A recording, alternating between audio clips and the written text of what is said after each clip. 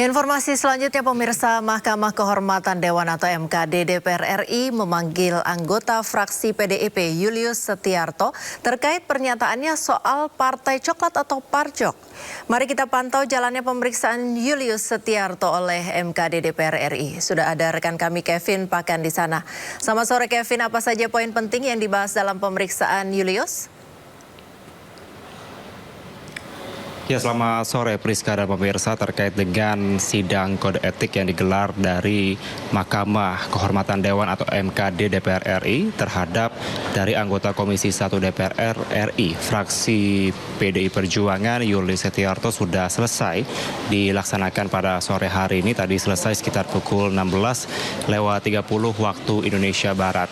Tadi dalam putusannya yang juga dipimpin langsung oleh Ketua Mahkamah Kehormatan Dewan Nazarudin Dekgam yang menyampaikan dalam putusannya bahwa Julius Setiarto ini terbukti bersalah dalam melanggar kode etik anggota DPR RI dan diberikan sanksi tertulis oleh Mahkamah Kehormatan Dewan atau MKD DPR RI. Di mana tadi kami memantau dan juga menyaksikan secara langsung Priska dan pemirsa terkait dengan sidang kode etik yang juga dihadiri langsung oleh saksi. Dalam hal ini merupakan Julius Setiarto yang menyampaikan bahwa dirinya ini hanya menyampaikan keterangan yang diparafrase terkait dengan adanya video dari sejumlah media yang ada, media nasional, yang juga ini terkait dengan dugaan adanya Partai Coklat atau Parcok yang turut mendukung adanya calon-calon kepala daerah yang ikut berkontestasi dalam Pilkada Serentak 2024 yang juga turut didukung oleh Presiden ke-7 Republik Indonesia Joko Widodo. Tadi dalam sidang kode etik kami juga menyampaikan ada sejumlah poin-poin yang merupakan sebagai bentuk klarifikasi dari anggota Mahkamah Kehormatan Dewan. Di antaranya tadi dari Ketua Komisi 3 DPR RI yang juga anggota MKD Habibur Rahman yang menyampaikan bahwa terkait ada pernyataan dari Julius yang menyampaikan adalah lagu lama ini kembali dinyanyikan. Ini tadi didalami oleh Habibur Rahman apa maksudnya dari Julius menyampaikan hal tersebut.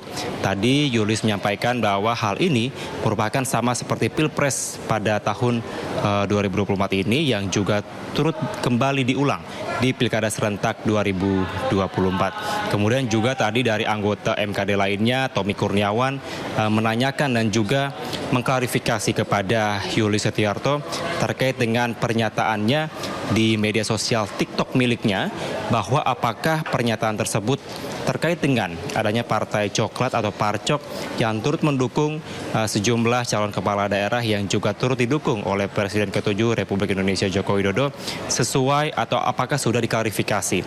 Tadi pihak dari Julius menyampaikan bahwa dirinya hanya melakukan parafrase terkait dengan video atau informasi yang ada, namun tidak melakukan klarifikasi terhadap dari pihak media-media nasional yang ada atau dari sumber yang dia miliki, namun hanya melakukan pernyataan bahwa meminta klarifikasi dari Kapolri. Maka tadi dari pihak MKD atau Mahkamah Kehormatan Dewan menyampaikan bahwa dalam hal inilah dari Julius dinyatakan melanggar kode etik karena dalam menyampaikan atau memanfaatkan media sosial terutama TikTok ini tidak didasari dengan adanya klarifikasi atau mencari fakta dan data yang ada. Jangan berupa opini, namun perlu didukung adanya bentuk klarifikasi sesuai fakta, sesuai data, agar apa yang disampaikan ini tidak menjadi bias, karena diketahui Julius Setiarto merupakan anggota DPR RI yang juga mempunyai masanya sendiri. Maka poin-poin tadi yang kami cermati, Priska dan pemirsa, bahwa menjadi poin penting dari MKD bahwa bagi seluruh anggota DPR RI juga sebagai himbauan agar dapat lebih bijak dalam menggunakan media sosial, terutama yang berkaitan dengan hal-hal politik yang tentunya dapat mencoreng sendiri dari institusi yang berkaitan, dalam hal ini dari DPR RI maupun juga dari pihak kepolisian.